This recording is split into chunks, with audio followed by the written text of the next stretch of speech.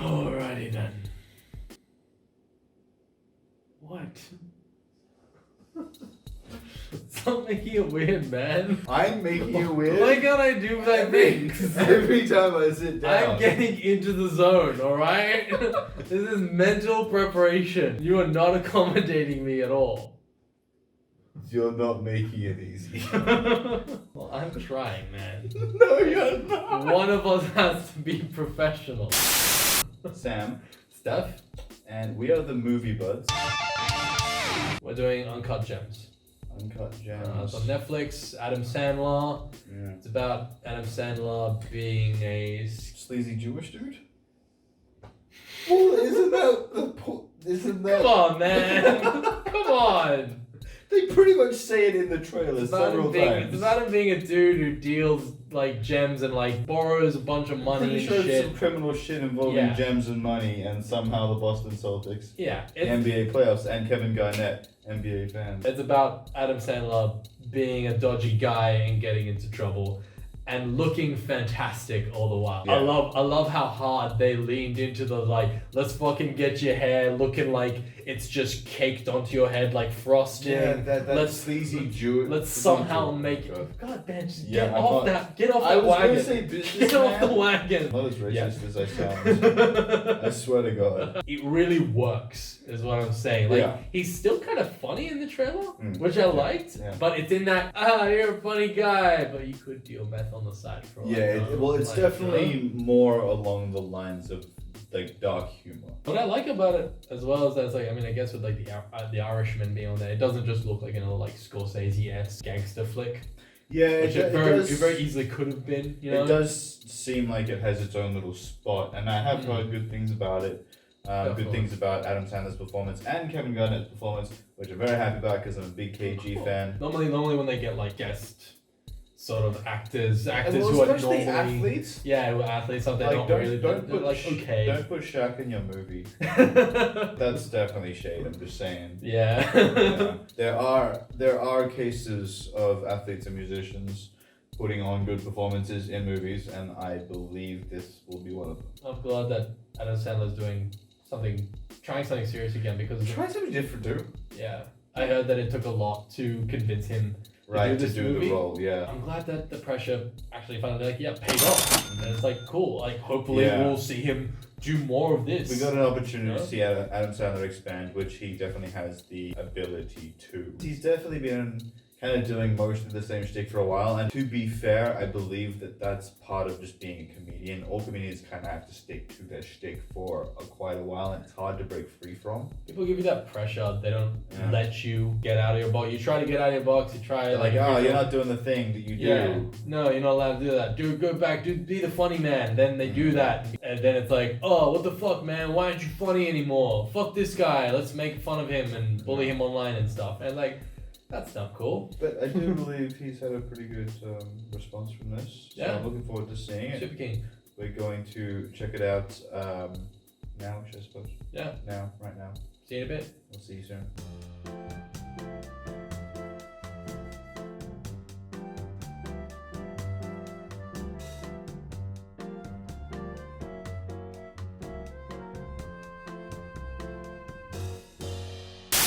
Alrighty. So, having just watched Uncut Gems, I want to point out quickly, because I don't think we've done this, I think we should just...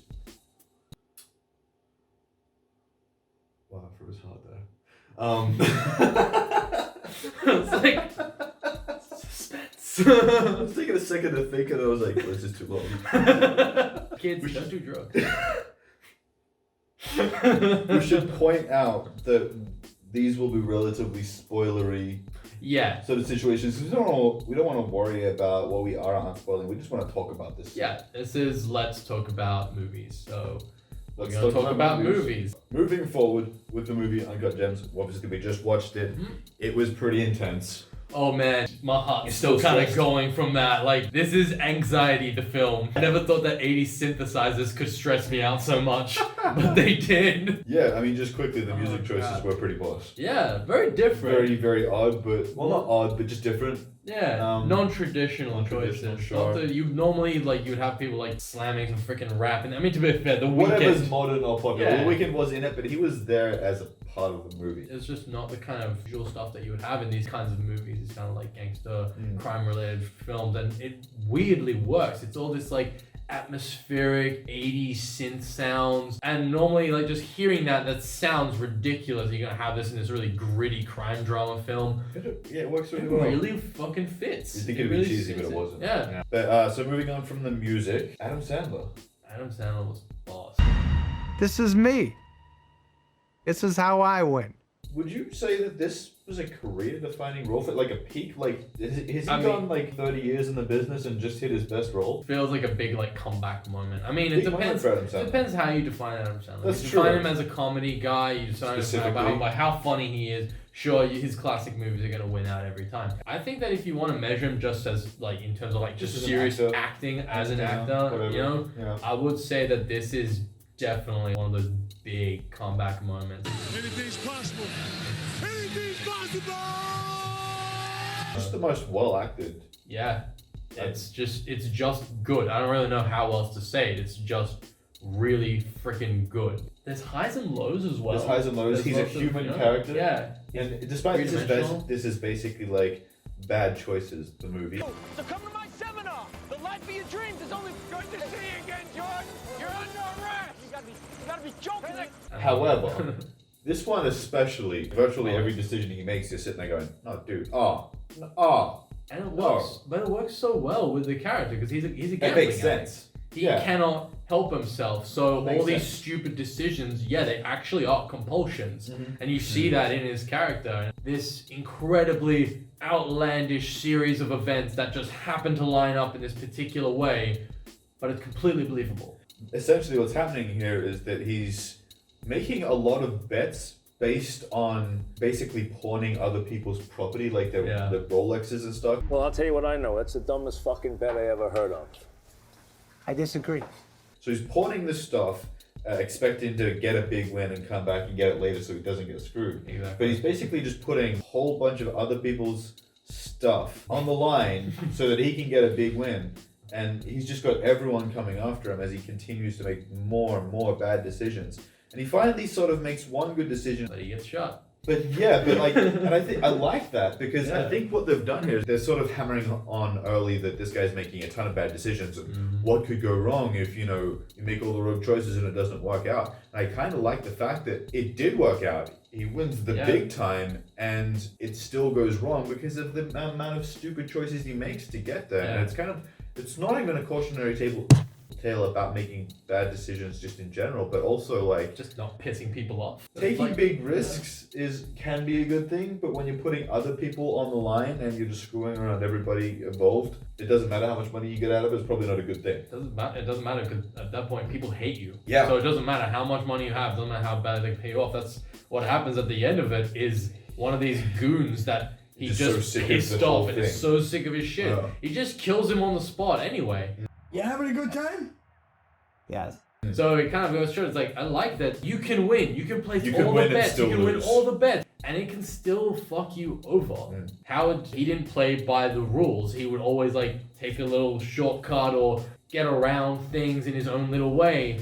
But because he didn't play by the rules, that means other people don't have to play by the rules. The whole movie was centered around like, the second you think everything's going in a direction that you can kind of predict, Howard kind of throws you a curveball and does some He's stupid like, shit. let's take another big Let's risk. take another risk. Even though And- we just got our asses out of the past one. and at the very end of the movie, you know what? That thug who kills him, he takes his own risk. He's like, no, fuck it. I'm gonna kill this guy and I'm just gonna rob him. Yeah. He kills Because at least him. I know I'll get the Yeah. money from the jewelry. Yeah, because I mean, at the end, otherwise, it's like what his boss would get paid. You know, I mean, the one good thing that I liked about it is the girlfriend survives and it looks like she gets a lot of money. So yay for her. Man, I love how genuinely awful Howard is as a character. A lot of times you Very get these, believably you get awful. these movies and they're charismatically awful. So it's like, oh, like Tony Montana, he's a bad guy. But man, you love him so You much. like him. Howard is fucking despicable. He's like, really not a likable He's person. really not. He's not a good Yeah. guy. He ditches his wife and kids constantly. He's literally His screwing everyone in family- his life. Everyone, gets yeah. screwed. Anyone who could potentially be close to or love this guy, he just uses at any given chance, saying like, "Oh, but it's not my fault." But like, but it would have turned out so if the good luck was if different things or had just whatever. gone right. It's like Yeah. it's not like Howard. It's not about whether or not things had gone right. It's the fact that you were willing to put them at risk like that. Yeah, You it were was- just willing to fucking place them as the bet. After, being threatened, beaten and stuff, it finally all comes together and he's got like all this money, and he's just, what? Let's take all of this, and it's like 165 grand, and put it on this game, on a risky bet. And me, like as an NBA fan, I know that the bet's gonna come through, but like, dude, what are you doing? You finally got your shit together and you're gonna take another big swing? The money ain't worth it. He literally had it. Yeah. The boss guy was there.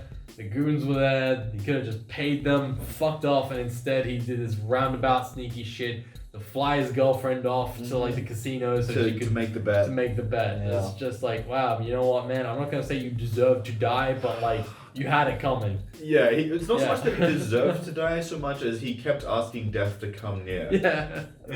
He's like, oh, hey, Death. Hey, Death. What's up? Hey, what's going on, Jesus man? Christ.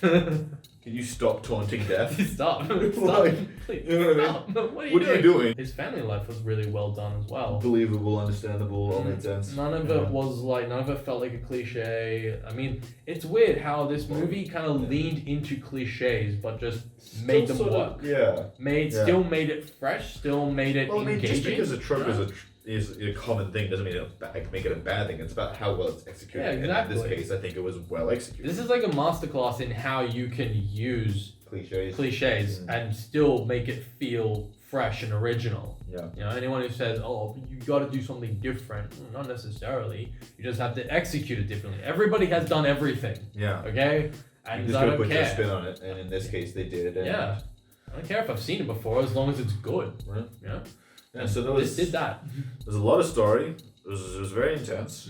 Oh God, yes. It was well performed, but I think I didn't really have any problems with any of the actors. I thought they were good. No, that was a solid 8 to 9 out of 10. Yeah. Good stuff. Yeah, great movie. Good stuff for Netflix. Yeah. So, assuming now at this point, if you're still here, that you have seen it. So I hope you liked it too. If you didn't, let us know what you thought. Maybe you have entirely different opinions to us. Let us know in the comments. Let us know. If you haven't liked and subscribed, do that. You know what's up. Sam. Steph. Catch you later.